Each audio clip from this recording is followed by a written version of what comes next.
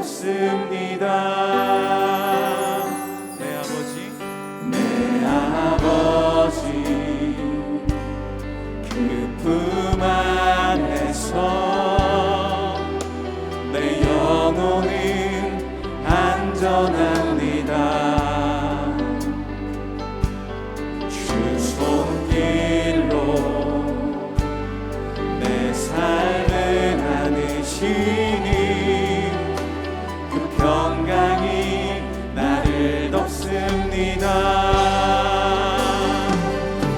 나 비록 넘어지면 흔들리지만 주 내 안에 거하며 나를 붙드시니 내 생각을 주께로 돌리고 주시는 평강의 옷을 입습니다. 주 약속 안에서 내 영혼 평안에 내 뜻보다 크신 주님의 계획 나 신뢰해 두려움 다 내려놓고 주님만 의지해 주 안에서 내 영혼 안전합니다. 제3장 디베르 황제가 통치한 지 15해 곧 본디오 빌라도가 유대의 총독으로 헤롯이 갈릴리의 분봉왕으로 그 동생 빌립이 이두레와 드라고니 지방의 분봉왕으로 루사니아가 아빌레네의 분봉왕으로 안나스와 가야바가 대제사장으로 있을 때에 하나님의 말씀이 빈 들에서 사가랴의 아들 요한에게 임한지라. 요한이 요단강 부근 각처에 와서 죄 사함을 받게 하는 회개의 세례를 전파하니 선지자 이사야의 책에 쓴 바 광야에서 외치는 자의 소리가 있어 이르되 너희는 주의 길을 준비하라. 그의 오실 길을 곧게 하라. 모든 골짜기가 메워지고 모든 산과 작은 산이 낮아지고 굽은 것이 곧아지고 험한 길이 평탄해져질 것이요 모든 육체가 하나님의 구원하심을 보리라. 요한이 세례 받으러 나아오는 무리에게 이르되 독사의 자식들아, 누가 너희에게 일러 장차 올 진노를 피하라 하더냐. 그러므로 회개에 합당한 열매를 맺고 속으로 아브라함이 우리 조상이라 말하지 말라. 내가 너희에게 이르노니 하나님이 능히 이 돌들로도 아브라함의 자손이 되게 하시리라. 이미 도끼가 나무 뿌리에 놓였으니 좋은 열매 맺지 아니하는 나무마다 찍혀 불에 던져지리라. 그러면 우리가 무엇을 하리이까? 옷 2벌 있는 자는 옷 없는 자에게 나눠줄 것이요 먹을 것이 있는 자도 그렇게 할 것이니라. 세리들도 세례를 받고자 하여 와서 이르되 선생이여, 우리는 무엇을 하리이까? 부과된 것 외에는 거두지 말라. 군인들도 물어 이르되 우리는 무엇을 하리이까? 사람에게서 강탈하지 말며 거짓으로 고발하지 말고 받는 급료를 족한 줄로 알라. 사랑하는 성도 여러분, 안녕하세요. 오늘도 하나님의 말씀 앞에 반응하고 말씀으로 하루를 살아갈 힘과 은혜를 얻는 귀한 시간 되시길 축복합니다. 네, 오늘 본문 누가복음 3장 1절부터 14절은 세례 요한이 광야에서 외쳤던 회개의 메시지를 담고 있습니다. 3절에 요한이 요단강 부근 각처에 와서 죄사함을 받게 하는 회개의 세례를 전파하니 말씀하죠. 세례 요한은 그리스도의 길, 그리스도로부터 오게 될 그 하나님 나라를 예비하며 준비한 사람인데 이를 어떻게 했냐? 각자가 회개함으로 그리스도를 기다리기를 촉구하고 바랬죠. 오늘 우리도요, 이 말씀을 통해 하나님 앞에서 우리의 모습을 또 돌아보고 참된 회개로 주님께 나아가기를 간절히 소망합니다. 네, 첫 번째로 오늘 우리가 주목해야 할 것은 진정한 회개란 무엇인가 라는 포인트입니다. 오늘 3절에 세례 요한이 회개의 세례를 전파했다라고 나옵니다. 회개의 세례. 우리가 성령 세례는 뭔가 들어봤는데 회개의 세례는 무엇일까요? 8절 상반절에 그러므로 회개에 합당한 열매를 맺고라고 나와 있습니다. 즉 회개의 세례란 회개가 죄를 고백하는 것 플러스 그에 맞는 열매까지 맺어지는 것, 다시 말해 삶이 진짜로 변화하는 것까지 이어져야 그게 회개의 세례, 진정한 세례라고 하는 것이죠. 합당한 열매, 즉 삶이 없으면 진정한 회개의 세례가 아니라는 것입니다. 내가 말로만 회개했는지 정말 진정으로 회개했는지 그 삶으로 증명된다는 것이죠. 즉 예수께서 마태복음 7장 16절에 나무는 열매로 증명된다 하신 것처럼 나무는 그 열매로 진짜가 드러난다라고 하신 그 말씀처럼 내가 돌이켜 마음속에 무엇을 심었는지, 무엇이 남아있는지, 무엇이 심겨져 있는지 그 거두는 열매, 삶과 행동을 보면 알 수 있다는 말씀인 것이죠. 많은 사람들이 이렇게 말합니다. 기독교는 진짜 편하다. 왜? 죄는 세상 사람들이랑 똑같이 져놓고는 난 용서받았어. 말만 하면 끝이잖아. 회개하면 마음도 편하고 그 말 하나면 끝이잖아. 이렇게 말하곤 합니다. 그런데 정말 그럴까요? 아니요. 기독교는 그런 싸구려 종교가 아닙니다. 회개는 단순히 죄에 대한 사함만 받기 위한 어떤 편리한 해결책이 아닌 것입니다. 회개는요, 악에서 돌이키고 선으로 돌아오는 것, 즉 죄의 자리에 있는 나를 일으켜서 그 자리를 떠나 다시 주님께로 돌아오는 것까지를 의미합니다. 내 몸과 마음은 아직도 죄의 자리에 여전히 있는데 내 입만 주여 용서해 주세요 한다고 하고 그 회개가 아니라는 것이죠. 예레미야 36장 3절에 이런 말씀이 있습니다. 유다 가문이 내가 그들에게 내리려 한 모든 재난을 듣고 각기 악한 길에서 돌이키리니 그리하면 내가 그 악과 죄를 용서하리라 하시니라. 이 말씀에서도 그러하죠. 정말 내 몸과 마음이 죄에서 돌이키면 그리하면 그 자리를 떠나 주님 안으로 들어오는 것, 그리고 그것이 삶에서 보이는 것까지가 회개라고 말씀하는 것이죠. 또 하나 두 번째로 주목해야 할 포인트는요. 오늘 말씀에서 하나님 앞에선 내 명함이 필요 없다는 것입니다. 무슨 말이냐? 세례 요한이 이러한 회개의 촉구를 누구에게 했냐가 굉장히 중요한 포인트라는 것입니다. 바로 대상이 누구였냐는 것이죠. 이 오늘 본문의 7절과 8절에 독사의 자식들아 누가 너희에게 일러 장차올 진노를 피하라 하더냐. 그러므로 회개에 합당한 열매를 맺고 속으로 아브라함이 우리 조상이라 말하지 말라라고 말씀합니다. 속으로 아브라함이 우리 조상이라 말하지 말라라고 한 것은요. 이렇게 독사의 자식이라고 꾸짖음을 받은 그 사람들이, 그렇게 비판을 받은 자들이 다 하나님을 믿는 자들이었다는 것입니다. 즉 잘못된 선민사상, 나는 택함받았어, 어떤 종교적인 기득권, 그런 게 하나님 앞에서는 다 필요 없다는 거예요. 다 필요 없으니까 하나님 앞에서는 그런 것들 다 내려놓고 모두가 정직하게 각자가 회개해야 한다는 것이죠. 말로는 주님을 따른다 하고 삶에서는 전혀 마음으로 중심으로 그리스도께 돌이킨 그 모습이 없는 삶, 그러한 자들을 보고 세례 요한이 독사의 자식들아 라고 하는 것입니다. 무슨 말이냐? 조금 더 쉽게 말씀드릴게요. 저도 그렇고요. 또 우리가 신앙생활을 오래 하다 보면 10년, 또 20년, 30년 하면요. 이런 착각과 오해에 빠지기가 굉장히 쉽습니다.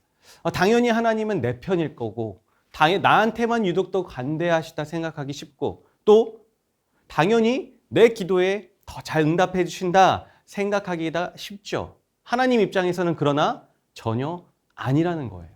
교회에서의 내 연차, 내 직분, 내 열심, 하나님 앞에서는 그러한 내 명함이 필요 없다는 말입니다. 오늘 제목과 같죠. 누구나 다 하나님 앞에서 죄의 무게는 엄중한 거예요. 회개는 누구나 다 하나님 앞에 해야 한다는 것입니다. 하나님은요, 그렇게 우리의 마음과 삶을 보시며 진정으로 하나님을 따르고 있는 자를 찾고 또 보기를 원하신다는 오늘 본문인 것입니다. 사랑하는 성도 여러분, 혹시 아무도 모르는 내 마음에 회개해야 할 것들이 있습니까? 성령님이 계속 내 양심을 찌르시지만 외면하는 것이 있으신가요? 그렇다면 빨리 주님 앞에 자백하고 돌이키시기를 권면합니다. 죄가 왜 무서운지를 아십니까? 죄는요, 지을 때는 달콤해요. 달콤해서 나도 모르게 어떻게 됩니까? 날 죽이는 거예요. 죄의 결과는 사망인 것이에요. 그리고 그대로 그 죄들이 내 영과 내 몸에 쌓여만 간다는 게 무서운 것입니다. 그게 무슨 말일까요? 예를 들어서 흡연자가 있습니다. 흡연자와 저의 그 폐 중에 이 폐 중에 누구의 폐가 더 깨끗할까요? 당연히 저의 폐가 깨끗하겠죠. 저는 안 피니까요. 그런데 저도 그렇고 그 사람도 그렇고 두 사람이 다 폐에 병이 걸린 거예요. 뭐 감기가 걸렸다고 쳐요. 그렇게 가정해 봅시다. 그래서 병원에서 그 폐의 병을 회복하기 위해서 식단도 조절하고 운동도 하고 회복하기 위해서 부단히 애써야 합니다. 라고 합니다. 그래서 그 둘이 그렇게 운동하고 회복하고 애써요. 질문합니다. 그러면 이 둘 중에 저와 그 사람 중에 누가 더 건강이 빨리 회복될까요? 당연히 저죠. 왜 그럴까요? 담배를 많이 피면 독소가 몸에 쌓여서 깨끗해질 때까지 회복할 때까지 시간이 회복까지 오래 걸리기 때문입니다. 죄도요, 이와 똑같습니다. 지금은 티가 안 날지 몰라요. 하지만 내가 계속해서 그 죄를 끊지 못하면 결국 내 안에 그 죄가 쌓인다는 거예요. 그렇게 쌓이면 뭐가 문제가 됩니까? 습관이 되고요. 회복되는 게, 돌이키는 게 너무 오래 걸린다는 게 문제라는 거예요. 물론 우리 주님께서 용서를 얼마든지 해주시겠죠. 그게 맞습니다. 하지만 문제는 뭐예요? 그만큼 더 오랜 시간이 걸려서 주님께로 돌아와야 한다는 거예요. 회개는 했어도 마음으로는 했어도 내 삶이 돌이키기가 힘들다는 거예요. 죄에 찌들어서 습관이 돼서 돌아서 주님과의 관계가 전처럼 회복하기가 쉽지가 않다는 겁니다. 그게 죄의 무서움이에요. 사랑하는 성도 여러분, 내 손이 뜨거운 불에 닿았는데 뜨거움을 느끼지 못한다는 것은 평안한 게 아니에요. 내 살이 타고 있는데, 내 손이 타고 있는데도요, 그것도 모르게 히히덕거리면서 살아가는 것은 평안이 아니라 저주입니다, 저주. 얼른 그 고통을 느끼고는 빨리 손을 뗄 수 있어야 그것이야말로 진짜 은혜고 축복인 것입니다. 왜요? 그래야 내가 조금이라도 덜 다칠 수 있으니까요. 조금이라도 더 빨리 회복할 수 있으니까요. 지금 내가 죄 가운데 있는데 하나님과 멀어져 있는데 평안한 분 계십니까? 어떤 죄책감도 없나요? 기억하세요. 그 모든 죄가요, 하나님께 용서는 받아도 우리 몸에 하나도 빠짐없이 습관으로 쌓이는 겁니다. 습관으로. 무슨 말이에요? 돌이키기가 너무 오래 걸린다는 것입니다. 내 말이, 내 언어의 습관이, 내 삶의 행동이, 내 태도가, 인간관계가 돌이키기가, 주님 앞에 오기가 너무 힘들다는 거예요. 그래서 우리가 오늘 이 말씀을 듣고 이 말씀을 해봐야 어떤 태도를 취해야겠습니까? 어떤 걸 구해야겠습니까? 날마다 하나님 앞에 복을 구하기 바쁘기보다 하나님과 나를 가로막는 것 무엇이에요? 하나님이 주실 복은 쌓여 있는데, 나를 향한 그 복은 쌓여 있는데 그 복이 오는 것을 지체하고 가로막는 죄에 대한 회개가 더 필요한 거예요. 죄에 대한 두려움, 나를 향한 그 하나님의 애타는 마음을 구하는 것이 우리에게 더 필요한 것입니다. 하나님, 죄가 두려워지게 하여 주시옵소서. 하나님의 마음을 아프게 하는 끊어야 할 것이 있다면 알게 하여 주시옵소서. 주님의 마음을 깨닫게 하여 주셔서 끊어내고 돌이킬 수 있도록 회개할 용기를 주옵소서. 내 몸과 내 영혼이 죄의 불에 그 타고 있는 것을 느낌에도 평안하다고 느끼는 게 저라면 저를 치셔서라도 그 죄의 자리를 피할 수 있도록 저를 불쌍히 여겨 주시옵소서. 이렇게 기도해야 하는 것이죠. 그렇게 구하면, 그렇게 겸손하게 통해야 하는 마음이 주님 앞에 있다면, 회개한다면 어떤 일이 일어나겠습니까? 마치 자녀가 내가 큰 잘못을 해도 나의 부모가 내 손을 잡고 함께 나아가서 용서를 빌어주는 것처럼 나를 사랑해서 죽기까지 하신 그 예수 그리스도께서 내 손을 잡고 하나님 앞에 나아가서 같이 이렇게 말씀해 주시는 겁니다. 하나님, 이 딸, 이 아들 용서해 주십시오. 내 사랑하는 아들, 내 딸이 내 품에 돌아오도록 용서하여 주십시오. 예수님이 용서해 주시는 겁니다. 중보해 주시는 것이죠. 아멘이신가요? 거기에서 중요한 것은 내가 주님이 내미신, 이미도 내미신 손을 잡고 회개하고 돌이키는 것, 그것이 내가 할 것입니다. 호세아 6장 1절에 그렇게 말씀하십니다. 오라고 말씀하세요. 우리가 여호와께로 돌아가자. 여호와께서 우리를 찢으셨으나 도로 낫게 하실 것이며 우리를 치셨으나 싸매어 주실 것임이라. 아멘. 사랑하는 성도 여러분, 우리는 예수님께서 십자가에 못 박혀 돌아가심으로 인해 회개하여 용서받을 자격이 생겼습니다. 그리고 동시에 주님의 뜻에 순종하여 모든 악에서 떠나 주님의 자녀답게 그 백성답게 살아갈 주께로 돌아갈 그 길도 기회도 생긴 것입니다. 회개는요, 지금 당장의 어떤 내 죄책감만 덜어내기 위한 도구가 아닌 것입니다. 이 땅에서 악한 일을 저지르고도 천국에는 쉽게 갈 수 있는 어떤 티켓이 아닌 거예요. 주님 앞에 진실한 회개는요, 통해야 하는 마음을 통해 악에서 돌이켜 죄의 자리를 떠나 예수님께서 걸으신 그 길을 다시 한번 나도 함께 걸어가는, 주님의 손을 잡고 함께 걸어가는 그것이 진정한 회개인 것이죠. 저와 여러분 모두가 그러한 회개를 통해 다시 한번 겸손히 주님과 동행하는 그런 모든 인생 되기를 간절히 축복합니다. 네, 마지막 세 번째로 주목할 포인트는요. 그렇다면 이 회개의 중요성과 그 죄의 무서움을 알았다면 그러면 회개의 열매를 맺는 삶은 구체적으로 어떤 모습이냐는 겁니다. 오늘 본문 10절과 14절에 사람들이 세례 요한에게 그렇게 질문을 해요.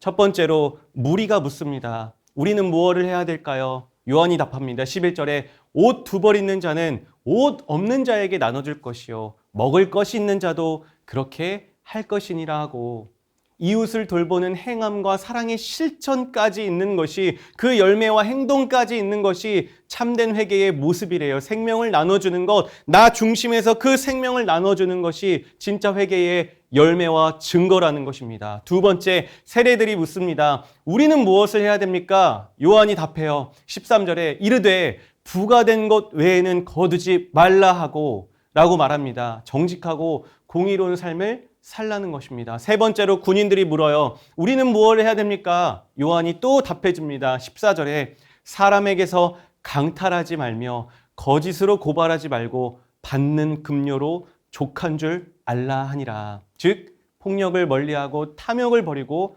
만족하고 감사하는 삶을 살라는 것입니다.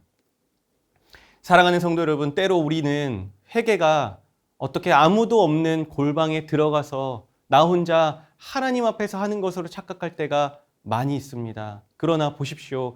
세례 요한이 알려준 그리스도의 길을 예배하는 그 회개는요, 진정한 회개는 어느 하나 마음의 회개와 말의 회개만 말하지를 않습니다. 행함까지 변화되는 것, 열매까지 보여지는 것, 그것이 진정한 회개의 세례를 받은 자라고 가르쳐주고 있는 것이죠. 꼭 기억하십시오.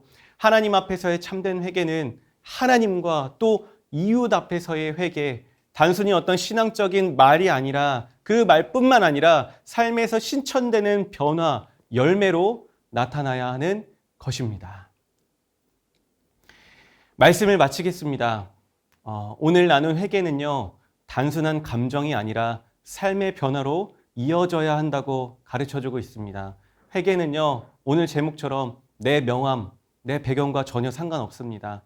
하나님께서 원하시는 회개의 열매는요, 이웃사랑, 또 정직한 삶, 생명을 나눠주고 탐욕을 버리고 만족하고 감사할 줄 아는 그 삶의 태도입니다. 오늘 하나님 앞에서 우리의 마음을 돌이켜 보시기를 간절히 소망합니다. 혹시 내가 형식적인 신앙에 머물러 있지는 않은지, 내 마음이 너무나 딱딱하게 굳어서 우리의 삶에는 진정한 회개의 열매를 맺고 있지는 않은지 점검해 보시길 소망합니다. 그리고 주님 앞에서 정말 진정으로 회개하여 변화된 삶을 살아가기를 소망하고 구하는 우리가 되기를 간절히 소망합니다. 함께 기도 제목을 읽고 기도하시겠습니다. 진정한 회개의 열매를 맺는 삶을 살게 하소서. 형식적인 신앙이 아니라 우리의 삶에서 구체적인 변화가 나타나도록 도와주소서. 말뿐인 회개가 아니라 행동으로 신천하며 주님의 뜻에 합당한 삶을 살게 하여 주시옵소서. 아멘. 이웃을 사랑하며 정직하고 공의로운 삶을 살게 하소서. 가난하고 어려운 이웃을 돌아보며 나누는 삶을 살게 하시고 정직과 공의를 실천하는 성도가 되게 하소서. 우리의 직장과 가정에서 하나님이 기뻐하시는 삶을 살아가게 하여 주시옵소서. 아멘. 하나님만 의지하며 겸손하게 살아가게 하소서. 우리의 신앙적 배경이나 공로가 아니라 오직 하나님의 은혜로 구원받았음을 기억하며 겸손하게 주님을 따르게 하소서. 우리의 마음을 주님께 드리고 날마다 주님과 동행하는 삶을 살게 하여 주시옵소서. 아멘.